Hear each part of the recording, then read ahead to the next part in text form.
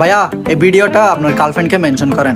কি আপু এমনি বলেন যে বিয়ের পর আমার জামাই টি শার্ট সবগুলো আমিই পরবো, কিন্তু আপনি জানেন আপনার বয়ফ্রেন্ড থেকে একটাও টি শার্ট নাই। যে এখানে দেখেন তো অনেক সুন্দর সুন্দর টি শার্ট আছে, এটা যখন নিয়ে দিবেন আপনার বয়ফ্রেন্ডকে অনেক কিউট লাগবে, মানে আপনার মতোই লাগবে।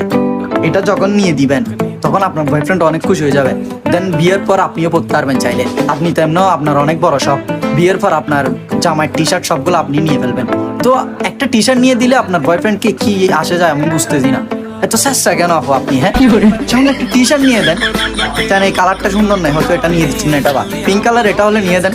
এটা যখন পরবে একটু লেডিস ভাব আসবে আপনার বয়ফ্রেন্ডকে, কিন্তু অনেক কিউট লাগবে, মানে পরীর মতো লাগবে আপনার বয়ফ্রেন্ডকে, সুন্দর লাগবে অনেক।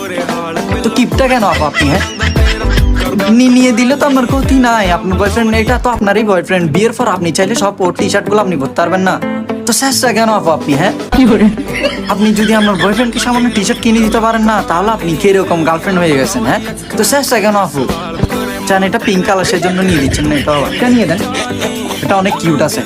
চাইলে আপনারা দুইজন একসাথে এখানের মধ্যে ঢুকে যেতে পারবেন, এত বড় মানে অনেক সুন্দর কিউট একটা গেঞ্জি নিয়ে দিলে বিয়ের পর আপনি পরে ফেলতে পারবেন সব।